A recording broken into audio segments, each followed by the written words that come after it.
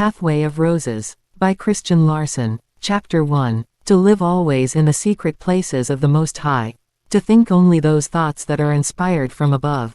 To do all things in the conviction that God is with us. To give the best to all the world with no thought of reward. To leave all recompense to him who doth all things well. To love everybody as God loves us. And be kind as he is kind. To ask God for everything and in faith expect everything. To live in perpetual gratitude to him who gives everything. To love God so much that we can inwardly feel that my Father and I are one. This is the prayer without ceasing, the true worship of the soul. The Pathway of Roses. Chapter 1. Paths to the Life Beautiful. The thinking world of today is being filled with a phase of thought that has exceptional value. True, some of it is in a somewhat chaotic condition, but most of it is rich, containing within itself the very life of that truth that is making the world free. But in the finding of this truth, and in the application of its principles, where are we to begin? What are we to do first? And after we have begun, and find ourselves in the midst of a life so large, so immense and so marvelous that it will require eternity to live it all, what are the great essentials that we should ever remember and apply? What are the great centers of life about which we may build a greater and a greater life? These are questions that thousands are asking today, and the answer is simple. First, recognize the great truth that every individual can live his own life exactly as he may desire to live. Man, himself, is the real master of his own existence, and he, himself, may determine how perfect and how beautiful that existence is to be. Your life is in your own hands. You may live as you wish. You may secure from life whatever you desire, because there is no limit to life, and no limit to your capacity to live. The elements of life can be modified, changed, developed and perfected to comply with your own supreme demand. The increase of life can be realized in the exact measure of your largest need. You are in living touch with infinite life. And there is neither limit nor end to the source of your supply. To live in the constant recognition of this great truth, is to rise continually into higher and higher degrees of that mastery of life that gives man the power to live his life according to his most perfect ideals. To reach the goal that every ascending mind has in view, this truth, therefore, must ever be recognized and applied. It is one of those principles that we shall always require, no matter how high we may rise in the scale of divine being. Second, desire that which you desire, and desire with all the power of mind and soul. We invariably receive what we desire, no more, no less. We get what we wish for if the power within that wish is as strong as we can make it. The fact that we can have an ideal, proves that we have the power to secure it. The fact that we can formulate and appreciate a desire for something larger and better, proves that we can fulfill that desire. The great essential is to desire with the whole heart, that is, to give our desires all the life and power that we can possibly arouse from the depths of invincible being. The true desire and the true prayer are synonymous. The true prayer is invariably some immensely strong desire expressed when the human mind feels the sublime touch of the infinite mind, and the true desire must be in perfect touch with infinite life in order to be filled with the invincible power of that life. To cause every wish to come true, we must express all the power of mind and soul through every wish, but we cannot give expression to all the power within us until we awaken our spiritual natures, and we cannot awaken our spiritual natures until we begin to live with the infinite. The largeness and immensity of the supreme spiritual life within us comes forth only as consciousness is spiritualized, and we gain spiritual consciousness by living and thinking constantly in the lofty state where we actually feel that God is closer than breathing, nearer than hands and feet. We cannot desire too much, and when we desire with all the life and power that is within us, our desires shall positively be fulfilled. The wish must be wholehearted, not half-hearted. It must contain all the power we have, not simply the limited actions of shallow thinking, and it must contain soul, not simply emotion, but the deep, spiritual feeling that touches the very spirit of limitless life and power.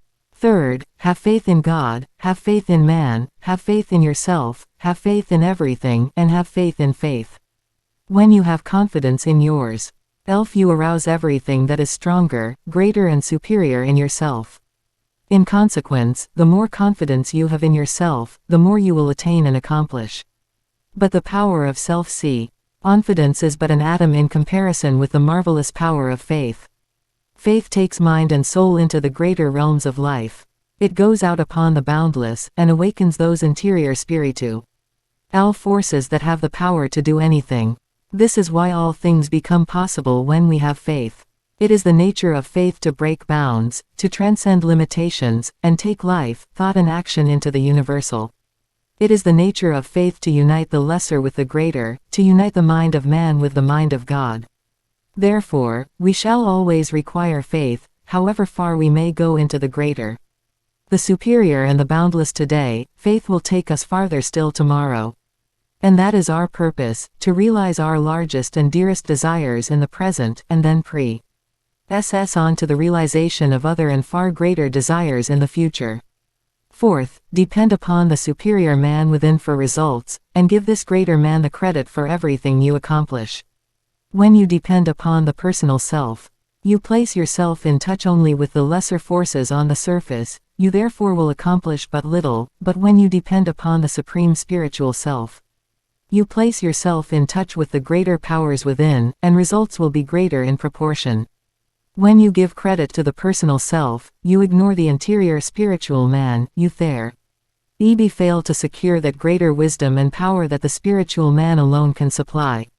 Instead of being led by that inner light that knows, you are led by the confusion of outer thought, you are too away from the path that leads to truth, freedom and the perfect life, and your mistakes are many. Instead of being taken into the current of that invincible life that can carry you through to your very highest goal, you in the hands of mere physical energy, that energy that can do nothing more than simply keep your body alive. Whenever you accomplish something worthwhile, and give the praise to your own outer personal self, you immediately lose your hold on those powers through which those results were gained. In consequence, failure will begin, and you will have to retrace all your former steps to again gain possession of that power that can do whatever you may wish to have done. To constantly depend upon the greater self, to constantly expect the desired results from the greater self, and to always give credit to the greater self, is to constantly draw upon the limitless wisdom and power of the greater self, the supreme spiritual man within you. You thereby become larger and stronger in all the elements of your being, rising ever in the scale, gaining ground perpetually, and passing from victory to victory. What you desire you will receive because higher power is working through you. And as ascend in the scale, there is nothing that you will not attain and accomplish. The principal cause of failure among those who are trying to live in harmony with real truth may be found in the general tendency to think of the outer person as the power that does things on the visible plane. But it is the interior man that gives the power, though the outer person is required to apply it. And the more thought we give to the interior man, the more life and power we bring forth from within. The interior man is the man, created in the image and likeness of God. It is therefore evident that when you begin to live with the life and the power of the interior man, the expression of real greatness and real spirituality will begin. And from that moment you will not be limited to the power of the personal self. Instead you will fill the personal self with that divine power from on high that is limitless, inexhaustible and invincible. Fifth, live for a great purpose, and hold the central idea of that purpose constantly before mind. Do not live for the mere sake of prolonging existence, live for something that magnifies, on the largest possible scale, all the elements of existence.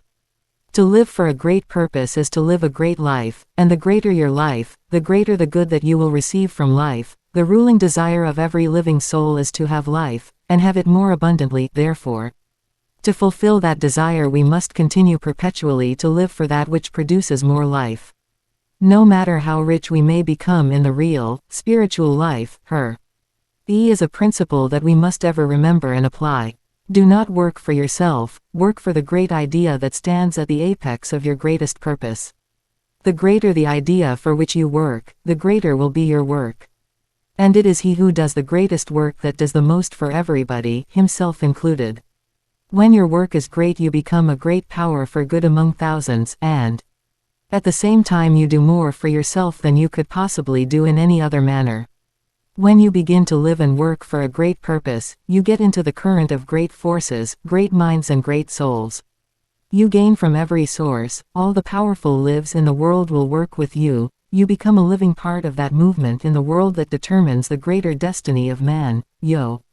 You become one of the chief elements upon which will depend the future of countless generations yet to be, you become one of the chosen of the Most High. To live for a great purpose is to live in the world of great ideas. And great ideas awaken great thoughts, man is as he thinks.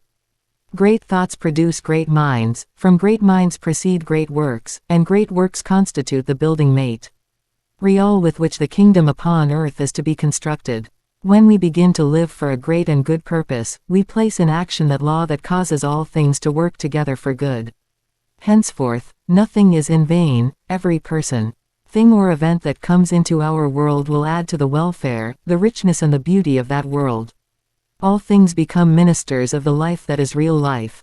We have been giving our best everywhere, and we are receiving the best from every source in return.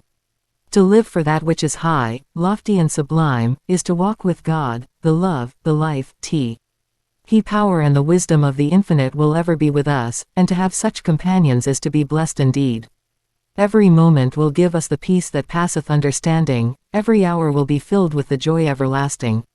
And every day will be as 1,000 years in celestial kingdoms on high.